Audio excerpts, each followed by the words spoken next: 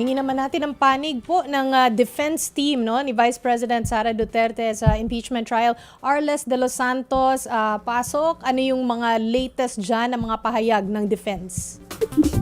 Yes, Shiki, ilang minuto pa lamang ang nakalilipas mula nga nang pumasok dito sa Soto Room si Defense Counsel at spokesperson na si Attorney Michael Poa. Ilang minuto pa lamang yan mula nung sisimula. So far, wala pa tayo nakukuhang impormasyon mula dyan. Pero kanina sa paggulong naman ng pagpapatuloy ng oral arguments kanina, ay muli nga nilang iginiit na absolute daw yung prohibition nga ng pag-access sa bank at tax records ni Vice President Sara Duterte nang base na rin sa ilang mga umiiral na batas. At yun nga, nakita natin kanina kung ano yung naging batuhan ng dalawa. Patungkol daw doon sa Section 8-A ng AMLAC, sinasabi nga daw yung absolute prohibition na yon, gaya ng Bank Secrecy Law, ay may exemption daw ang impeachment. At pwede daw sana na madali sa Kongreso na isama o yung exemption ng impeachment para nga mabuksan yung mga records ng AMLAC pagdating dito sa ganitong mga klase ng paglilitis na impeachment, pero hindi daw ito inilagay o idinagdaga ng Kongreso. Kaya daw hindi dapat na basta-basta lang na gamitin ang impeachment court ng labas sa limitasyon na itinatakda ng ating konstitusyon at ng mga umiiral ng batas. Hindi rin daw sila tutol doon sa transparency and accountability, pero hindi raw pwede na isang tabi ang karapatan na hindi lamang para isang impeachable official, kundi para daw sa mamamayang Pilipino. At kahit daw kung sabihin man na isususpend man o isasantabi yung Section 8-A ng AMLAC law, ay hindi daw basta pagbabago ito sa judicial legislation dahil daw yung batas mismo yung sinususpende. At dapat daw nakasandig sa framework ng mga umiiral na batas sa bansa ang magiging proseso ng impeachment trial ni Vice President Sara Duterte. Arles, para sa mga hindi masyadong familiar dito sa impeachment court processes, so ito lumabas na nga yung desisyon. Hindi na to parang yung ibang desisyon sa ibang korte na pwede pang i-apela. Final na ito. Yes, Chikino, yan yung ating inaasahan na ito ay pinal na, pero narinig natin kanina na magbibigay ng written position ang ilan sa ating mga senador. Narinig natin parang si Senator Amy Marcos, Senator Camille Villar, Senator Alan Cayetano, maging si Senator Pia Cayetano.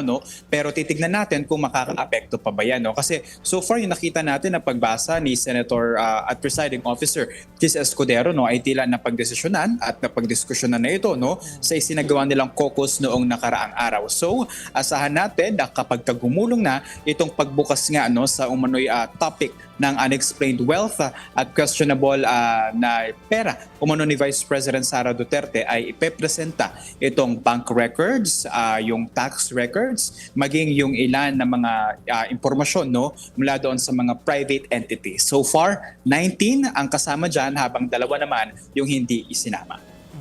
Pero Arles, meron pa ba kayong press con ngayon sa defense or tapos na ba? Anong sinabi nila tungkol sa pag-upo ni Director Matibag bukas as witness? Ngayon, Mase, dito sa ating likuran ay nagpapatuloy pa yung press conference ng defense. Susubukan natin na makabalik mamaya kapag nakakuha tayo ng mga balita.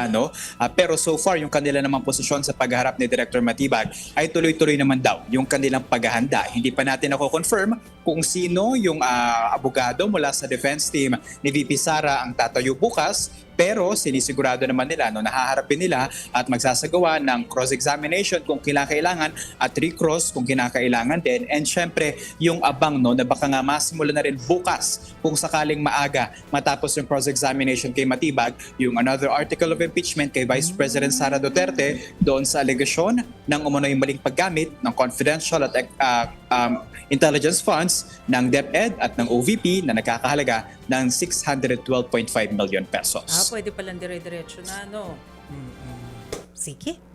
Okay, maraming salamat at balikan na lang natin si Arles pag meron na siyang ibang mga chika mula sa defense team. Thank you, mobile journalist Arles de los Santos. Ang sabi po, based sa huling pasabi po ni Mojo Arles, ang quote ay, "We anticipated it." Sabi niya. Sa ngayon daw ay tinitignan nila ang ilang legal option pero hindi pa sigurado kung sa SC. Okay. Kakusapin pa daw si VP Sara to tell her the available legal relief tungkol sa development na ito. At sabi rin niya, tungkol kay, sa cross-examination kay Matibag tomorrow ay ready na po sila. So yun yung connected doon sa mga naging decision for today.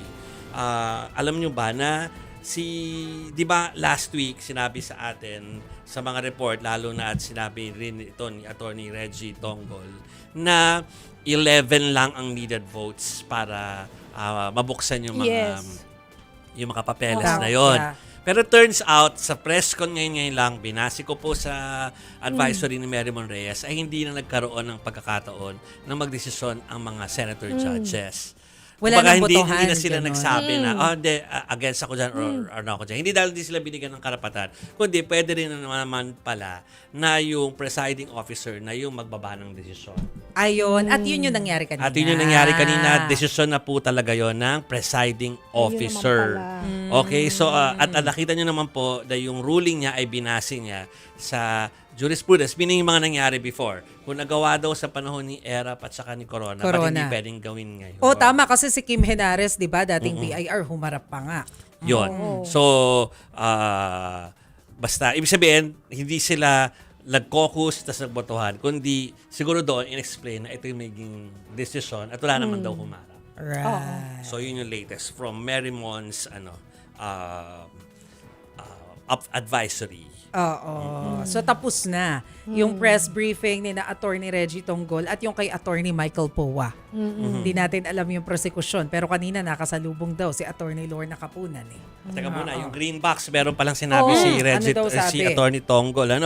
Wala, ang tanong ng media, wala na bang ibang kailangan pagdebatehan sa green BIR box? Ang sagot niya, wala na pong bubuksan kasi wala namang box na tinutukoy. Ang hinihingi po ng korte, diretso ay dokumentong isasabit ng BIR Commissioner sa korte. No need to I open that see. kasi yung kailangan nila ay direction ang kukunin sa BIR. commissioner. Ayun. So whether it's in a box or in a folder bin or nasa clear folder or Manila folder, sabi niya, it's his discretion to submit sa korte dahil ito sa pina na nga ng korte. Ito.